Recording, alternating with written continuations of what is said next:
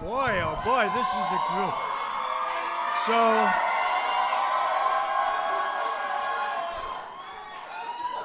So, I've been doing this for a long time. That is the loudest I've ever heard anything in this room. You just broke the record. Unbelievable. Well, I want to thank you all, and I have a lot of friends, but... And this is a place, 1799 it was built, 1799, started off with number 6, John Adams, president, and so it's a long time. It's the White House, so we love it, and it's an honor to have you, but you really did, you broke the sound barrier. I've never heard that. I've never heard it quite like that, and I appreciate it. We love you. We love you. Thank you. Thank you. And I'm honored to welcome everybody and these incredibly talented and unbelievable, patriotic young American leaders. You're going to be the leaders somebody I would be almost willing to bet, maybe even willing to bet, somebody in that audience right here, right in front of me, is going to be standing here someday. I think so. You've got a good shot. You're going to have a good shot. You've done incredible work to get to this position, and I have tremendous respect for it. We're glad to be joined by our terrific Vice President, Mike Pence.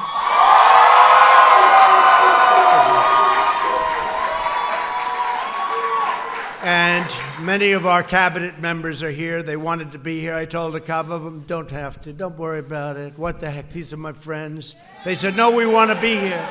So we have a lot of our cabinet members here. And to every young person, you represent America's future. You are the best and the brightest, the bravest and boldest, and someday you are going to be setting records like nobody before. I'm telling you, I know it. I know where it's at. I know where energy is, and you have the energy like very few people have the energy, so I just want to tell you, get out there. Prove me right, please, okay? Prove me right. I have no doubt you will. Each of you has come to Washington for the Black Leadership Summit, because you have what it takes to achieve real change on your campuses and in your communities, and that's what you've been doing, and that's actually why you're here. You speak out for the values and principles that have made America the most exceptional nation anywhere on earth, and I will say this, today is greater than it ever was before. Our military, our economy. We have the greatest economy in the world. We have the greatest economy we've ever had. Tremendous numbers just came out today. You heard that. But you stand up for the oppressive forces, and you do. You stand right up to those forces in our country that demand conformity and control. You refuse to be censored. You refuse to be silenced, and you will never back down. And don't ever back down. You're the champions for free thought and free speech, and I especially want to thank a friend of mine who is, I mean, first of all, you think he's like 50, but he's about 25 or something like that. He's a young guy. I can't even imagine being so successful at such a young age, what he's done in so many ways, and really, more importantly, letting young people know that they have a voice. Charlie Kirk from Turning Point USA. Charlie, you've done a fantastic job. Fastest growing organization of thought in the country. He is something. Thank you very much, Joe. I appreciate you being here. And we're also joined by a friend of mine, just got married.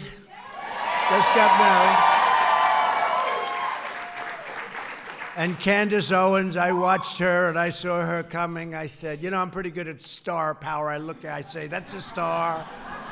Every once in a while, I'll see somebody. You know, it happens about once every 5 years. That's all it is. But I'll be watching. I saw Candace probably 3-4 years ago. How long would it be, Charlie? 4?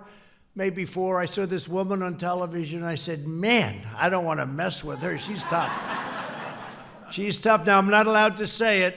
You know that. I'm not allowed to say it anymore. But she's also beautiful. So I'll say that. Okay? It's true. Under the Me Too generation, we're not allowed to say it. So all of you young, brilliant guys, never, ever call a woman beautiful, please. You're not allowed to do it. And I've kept doing it, and I've never been told by that woman never to do it. Just say, thank you, sir. Candace, would you come up here and say a few words? You mind? Come.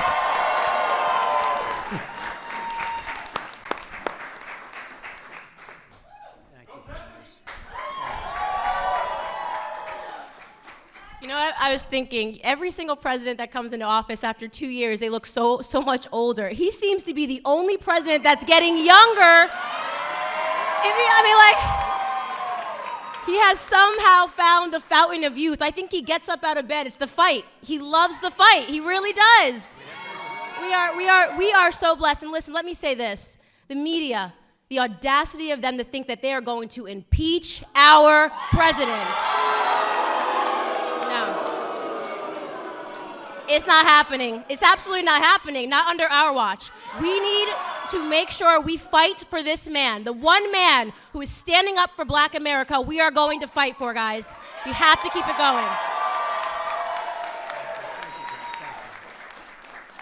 That's so nice. Outstanding person. She's another one. You're going to have to compete with her, too, for this position, I suspect. Thank you very much.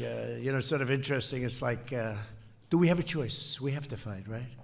We have to fight. We have to fight for everything, whether we like it or not. Another man who's been so incredible, Ja'Ron Smith. Where's Ja'Ron? Is he around here? Ja'Ron Smith. Man, have you done a job. You've done such a great job, Ja'Ron. At least come up and shake my hand, will you, please? Come here, Ja'Ron. You know, he works with us, and He's actually not, I always say he's so elegant and so quiet and so nice. They say, you don't know the real Ja'Ron, so I want to see that. But what he does in the job he's done in outreach and so many other aspects of our lives is incredible. I want to thank you, Ja'Ron. Thank you very much. Thank you. I appreciate it. Thank you. And Ja'Ron knows what I'm about to do because a man who I met on Twitter, or as we would say, social media. He is some piece of work, this guy. He was hitting Deborah Messing like she never got hit before. This crazy Deborah Messing started messing with us. And all of a sudden I see this man on Twitter, and I see him all over, and he was hitting her, and I never saw anything like it. I felt so sorry for her. And then I look and I say, who is this guy? His name's Terrence Williams. I look. And I look and I said, well, you know, the way you look. And the first thing I look is, how many followers does he have? And he had like 700,000 followers. I said, whoa. You know, oftentimes I'll be impressed by somebody. I'll look and they have 3 followers. I say, we have to wait for him or her. But this guy has a following like very few people, and I want to just thank you, because I'm a fan of yours also. You're a very successful guy. Say a few words, please. Thank you, President Trump. Thank you. This is a little too tall for me. First of all, I just want to say I love President Donald J. Trump. The media is attacking him, but when they attack him, they are attacking us. Because he is out here fighting for us. And they are harassing you, Mr. President, so they are harassing me. And I want to say one more thing here. A while back, President Trump said, when he was talking to the Black community, if you vote for me, what do you have to lose? Because the do-nothing Democrats have done nothing for the Black community. 2020 is around the corner, and we have a lot to lose now because President Donald J. Trump has done so much for the Black community. Thank you, President Trump. Thank you. Appreciate you. Thank you. He is something, and he's a talented guy. And when he started talking, I watched it once, I watched it twice, and then I called the First Lady over. I said, what do you think of this guy? Thank you very much, Terrence. We appreciate it a lot. We come together at a time of extraordinary opportunity for our nation. Thanks to our pro-American agenda, the economy is booming, wages are rising, and poverty is plummeting. We have the best economy we've ever had, and Believe me, we're just getting started. We have such potential. Such potential. Last month, the unemployment rate dropped to the lowest level in over 51 years. 3.5%. People didn't think they were going to see that a couple of years ago. If I would have said that, the fake news would have said, this guy's exaggerating. Wages are up by almost 3% in the last 3 years. When I was campaigning 3 years ago, and people were making less and less and less. They were making less 3 years ago. You go back 20 years from then, they used to make more money with one job than they made with 2 or 3 jobs. And now, for the first time in many, many years, wages are rising again. The unemployment rate for African Americans is at the lowest it's ever been in the history of our country. And African American youth unemployment, young African American talented people, recently reached the lowest rate ever recorded. So how do we lose that debate? We'll be up and somebody will say, I'm going to do this. I say, folks, how old is your country? African American, the best numbers you've ever had. And I could go into plenty of other numbers for the first time ever, as an example. The most new hires of prime working age are minorities and women.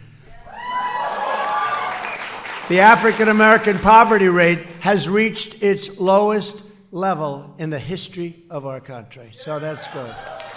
And they're working hard, they're finding jobs, and they're getting good jobs. And if you don't like that job, you can get another one because you have a lot of choice.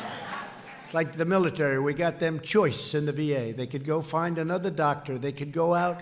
You know, by the way, just because a lot of people are vets, the vets were treated horribly. You don't hear that anymore. You don't hear it. Now, they'll go out and find some vet somewhere in this country that isn't happy. That person will become a star overnight, right? But you don't hear it anymore. But we did a thing called choice. And that's where people were waiting, our great veterans were waiting for 2 days, 5 days, 5 weeks, months to get a doctor. Now they have to wait at all. They go outside, they get a good doctor of their choice, and the doctor gives us a bill, we pay the bill. And you know, the least important thing is it actually costs us less. That's the least important. The most important thing is we take care of our vets. Our vets were dying waiting to see a doctor. They'd go in, think of this. I mean, many of you go see a doctor. It's not that big a deal. They would go see a doctor, and they'd be waiting online for weeks. And they'd be sick, but not bad. By the time they saw the doctor, they'd be terminally ill. And we don't do that anymore. So it's a big thing. They've been trying to get this approved for over, I guess, Mike, over 45 years. And we got it done. We're good at getting things done. And how much sense does it make? So it's good. So you have choice also. You have choice in your jobs. You don't like your job, you go out. We have a great economy. You go out, get another one. And it's incredible how well you're doing. Our agenda is lifting up citizens of every background, race, religion, color, and creed. But while we are fighting every day to build up our nation, the far left only wants to wreck, ruin, and destroy our nation. And you know better than anybody, for the last 3 years, Democrat lawmakers, their deep state cronies, the fake news media, they've been colluding in their effort to overturn the presidential election. 63 million people voted, and to nullify the votes of the American people. And many African American people voted for Trump. Even then, now they like me more because I said I was going to do it, and now I did it, so you better vote. I said I was going to do it. I said I'm going to do it. Yeah? Thank you very much. But you remember I'd make speeches, and I'd go through a list. I'd be talking about the African American community, and I'd go through a list of worst poverty levels ever, worst crime ever, worst schools ever, worst this. I'd go through 10 things. I'd read off from a list. And at one big rally, I had 25,000 people. I said, go with me. What the hell do you have to lose? Remember that, Candace? I said, what do you have to lose? You're doing the worst in every category. You're getting it's terrible. What the hell do you have to lose? And I'll never forget, I got off stage and my people came, sir, that wasn't very nice. I said, no, it's true. What do they have to lose? And you went with me, and I did get a good vote, I have to say. You went with me, and now you have the best employment numbers you've ever had, the best numbers, the best poverty numbers, so it's good. But the radical Democrats are willing to do anything to smear anyone and to lie about everything in their craven quest for power and money and other things, I guess. I don't want to tell you what those other things are, but they're not good, although maybe when the cameras shut off, we'll talk. They're trying to steal your vote. They're trying to steal your voice and steal your country. They're trying to steal your country. And they don't have what it takes. Shifty Schiff. How about Shifty Schiff? He got 4 Pinocchios today in the Washington Post. He lies like a son of a gun. He's been lying for 3 years. But we will never let that happen where they take away your country.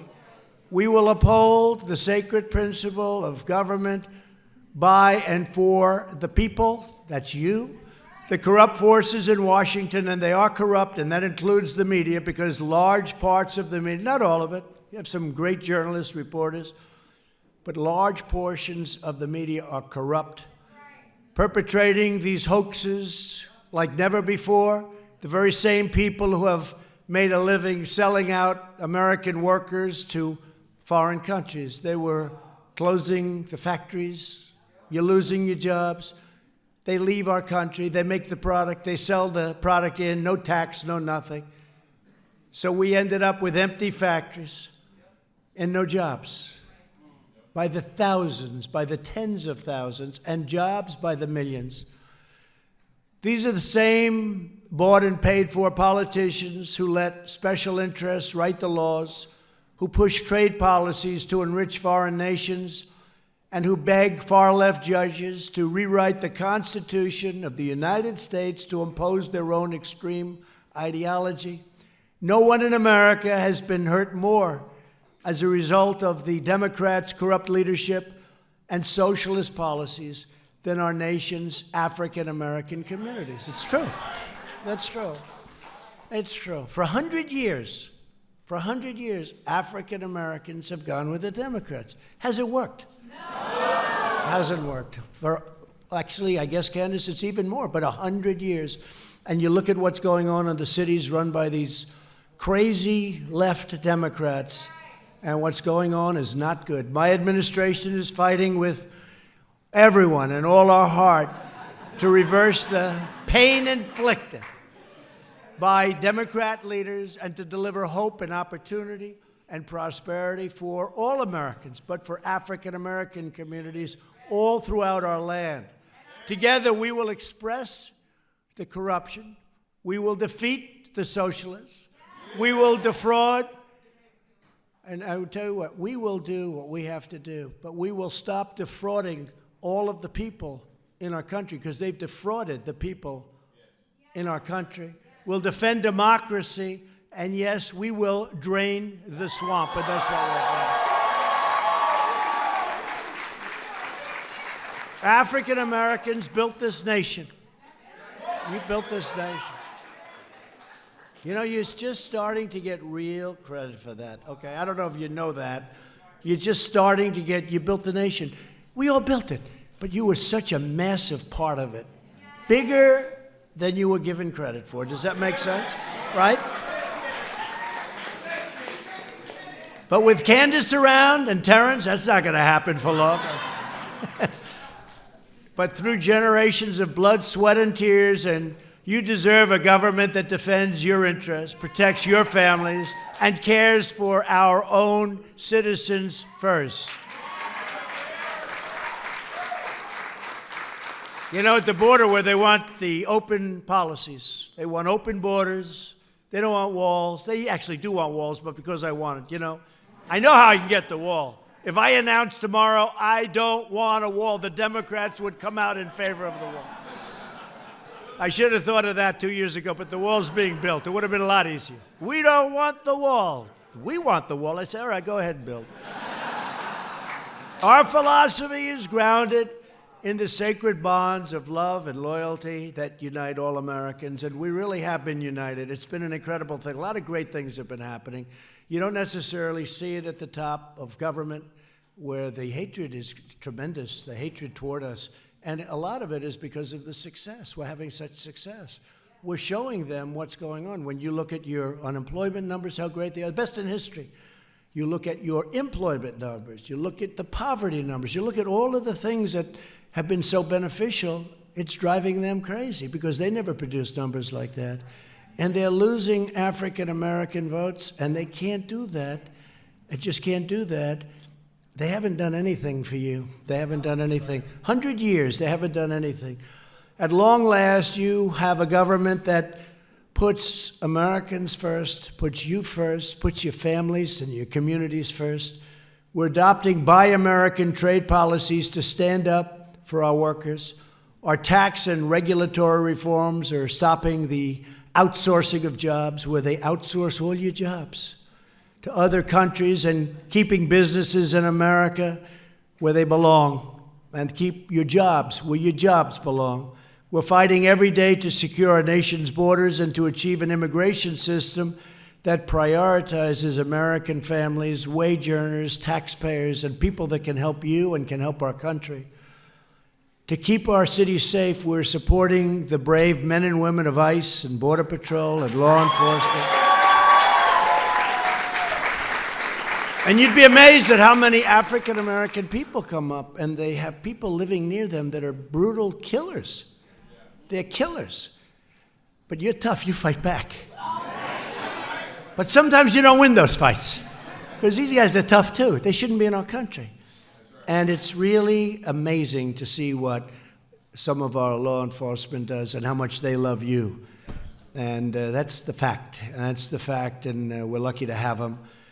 To revitalize distressed neighborhoods, we created something that I'm very proud of. Tim Scott, South Carolina. You know Tim?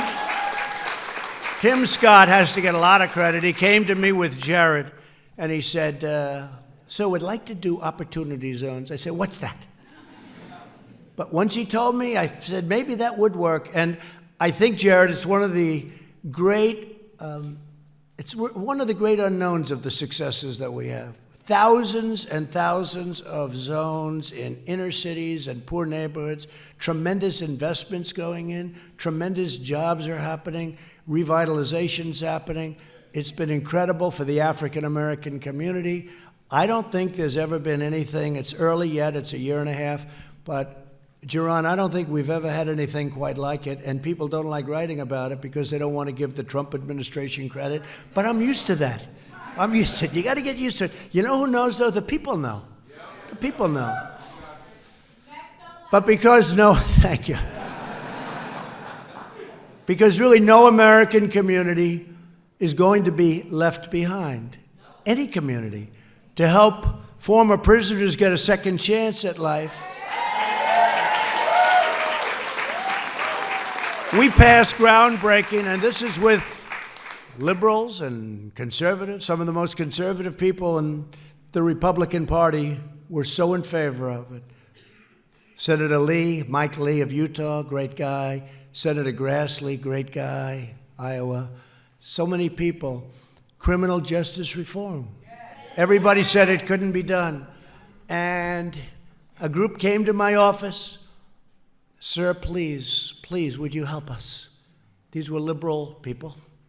And I said, I will. Van Jones was one. Nice guy. I wouldn't say he treats me too good, but that's okay. Van Jones.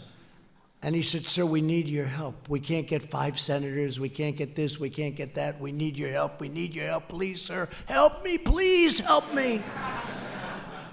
I said, I can get you those 5 senators. And I called 5 or 6 or 7 to get the 5. Sometimes you have to call a little more than the 5 if you want to get the 5, right? You'll learn. A couple said, could I take a pass on this, sir? But I got 5 people, right, Jared? And we got the vote, and people were shocked. And nobody else could have done it. And they've been trying to change this for the African American community, for the Hispanic community, for other communities, but really the African American Hispanic communities by far benefited the most. And they've been trying to do this for decades. It started with the Clintons. It was not good, right? Remember when she ran and she had that young African American woman who was tough. Maybe it was Candace. Could that have been you, Candace? But no, I don't think so. But I remember how she was so angry at Hillary Clinton. But they passed that. And it was horrible for the black community, for a lot of communities, but in particular black and Hispanic and some others. And I said, Senator, it's a great thing. We got to do it. People are in jail for 40, 50, 60 years for a crime that isn't even a crime today. Right? Isn't that right? Our friend, Jared, we have a number of them, but we helped a couple of our friends, a lot of our friends now. We pardoned certain people. Who would you say, Jaron? Who would you say in particular? Go ahead. Give me a couple of names, because we had, you know who I'm talking about, Alice, right? We had a woman, Alice Johnson. We had a woman, Alice Johnson, who was this lovely woman, and she was in for about 22 years already. I mean, she served 22 years. And I think she had another 25 or 26 to go for making a phone call. And look, she admits she did wrong. But today, it would be slightly different, like maybe not enough, to be honest with you. But it would be very different. So she was in, and she was a wonderful woman. And Kanye West came, and Kim came, and they said, President, could you do this? I said, do what?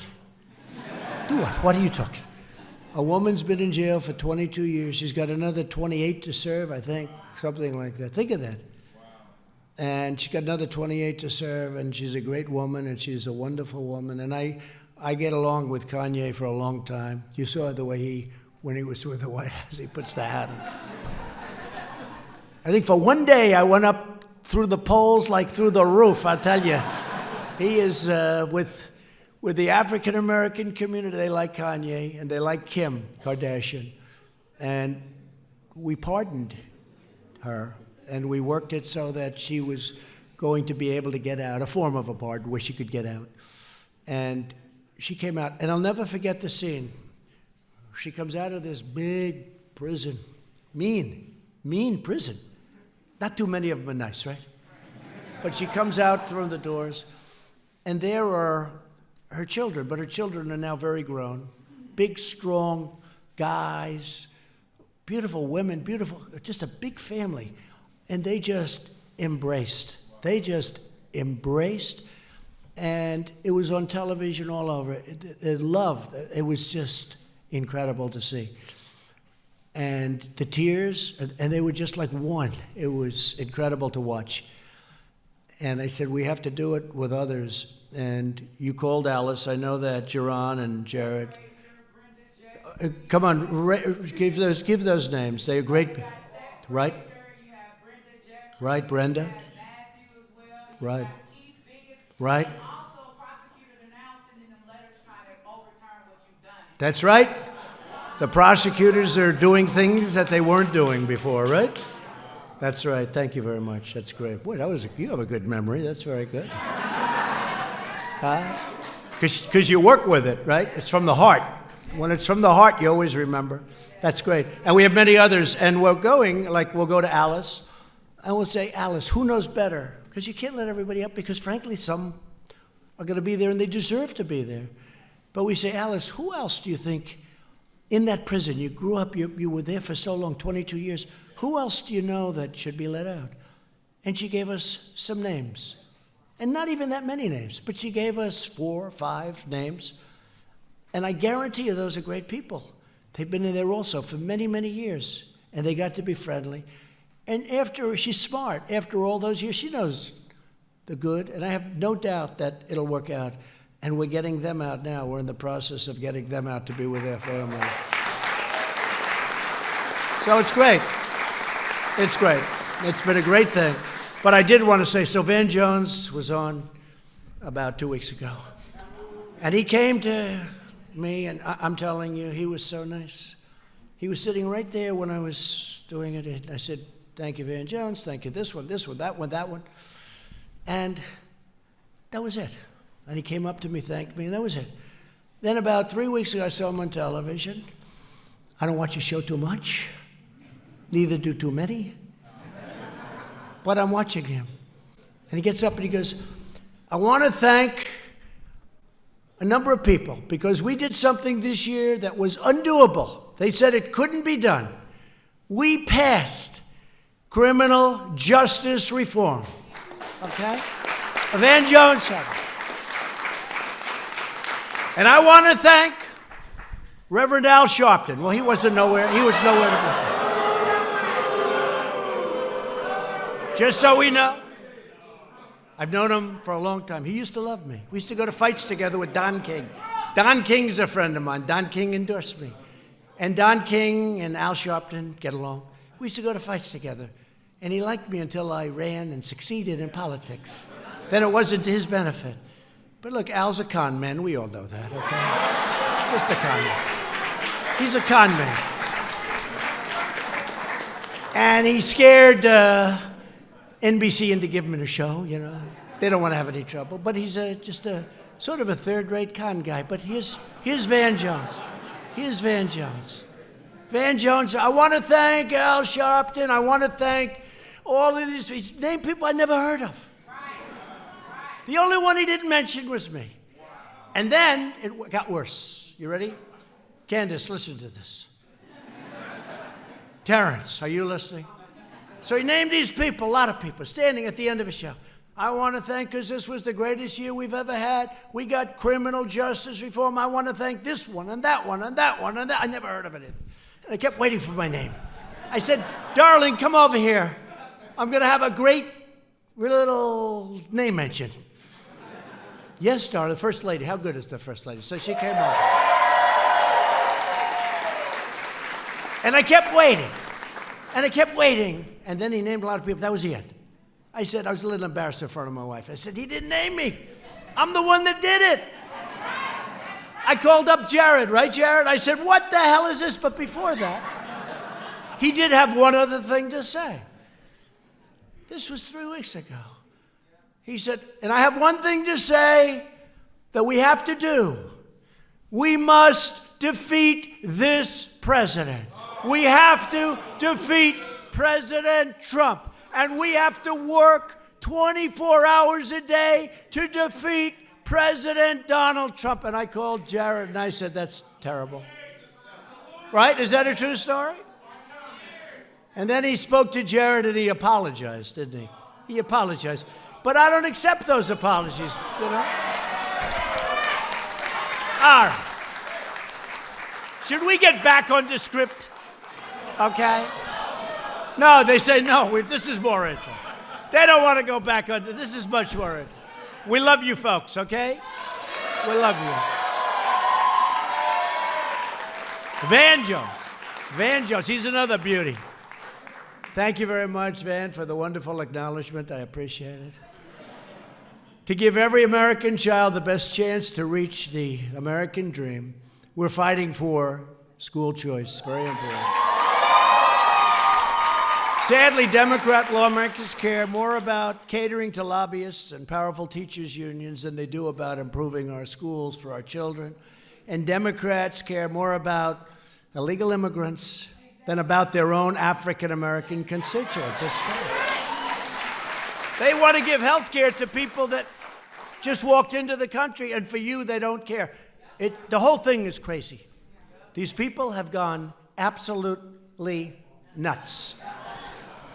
While we're fighting for the American way of life, the hard left and the radical left is working to trample the rule of law, erode individual liberty, and exert a far-reaching control over our lives.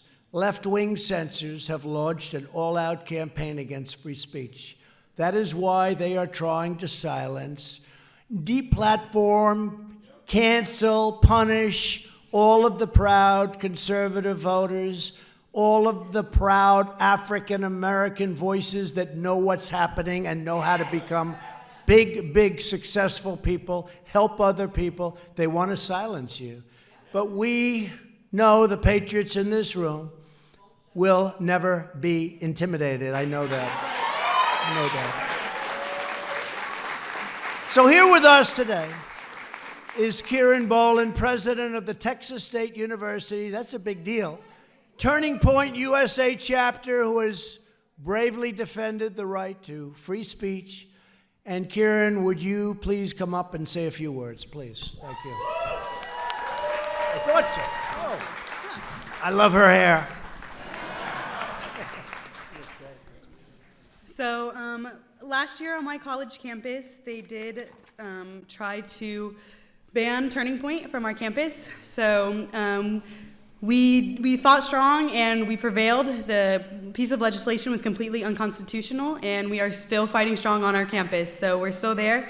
I just want to thank Donald Trump for everything you have done for us. We are so incredibly honored to be here, and you've done so much for this country, and thank you so much. I'd also like to thank Turning Point for giving me the platform and the confidence to fight for our right for freedom of speech.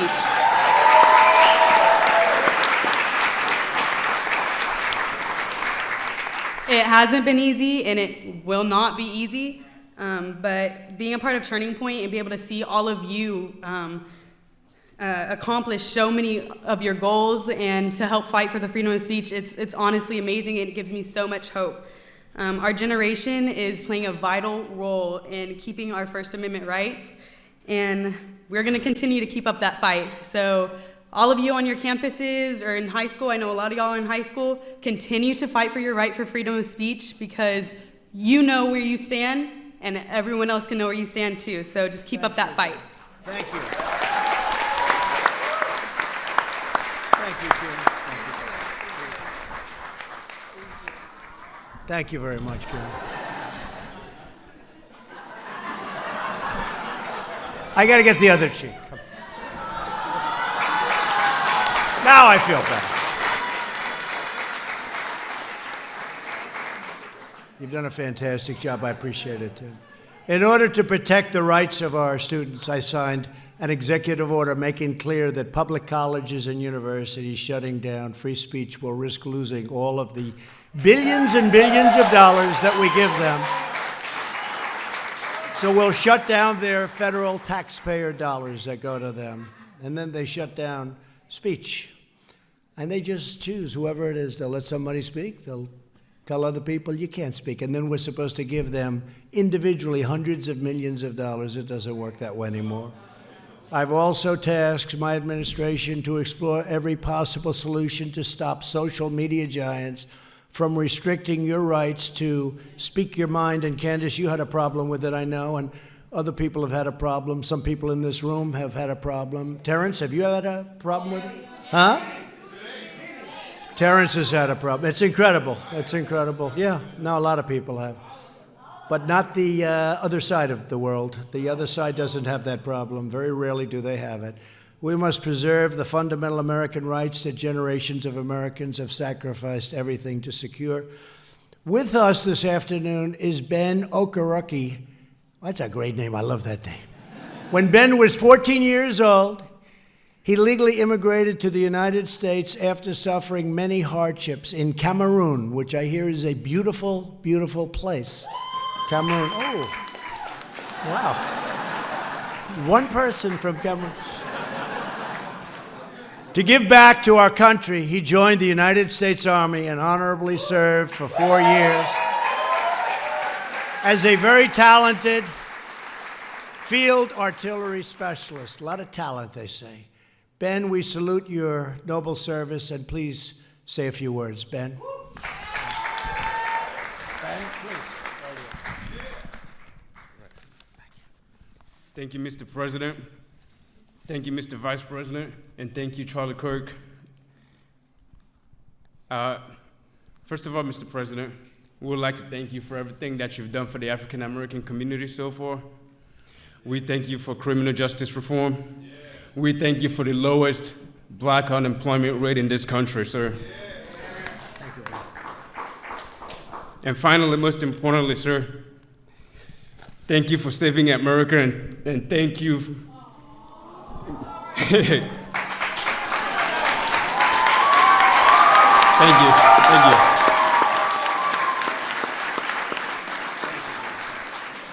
Finally, sir, thank you for taking on the fake news media, sir.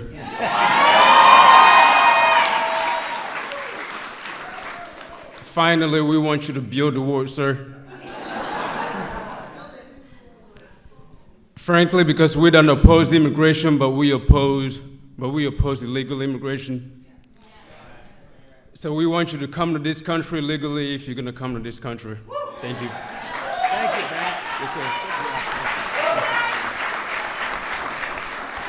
Thank you, Ben. And that's from the heart. That's from the heart. That's what it's all about. The young leaders in this room remind us that true power in our nation is not found in government or hallways or anywhere. It's found not in the media boardrooms. It really is where the strength is. It's in our people. It's in your hearts. It's in your courage, your spirit, your faith, and your pride. Together we will defend the benefits and the beliefs that you want and you have and you're entitled to, the traditions and God-given freedoms that make our country the greatest in the world, and even I think we can say right now the greatest in the history of the world, just like your unemployment numbers, greatest in history, that's the greatest in history also. You are my friends. I'm never going to forget you. You've been incredible. You've been incredible. Whether it's Jaron, the job you do, or Charlie, I appreciate it, or Terrence, or Candace, you're all special people, very, very special people. And you're doing something very important.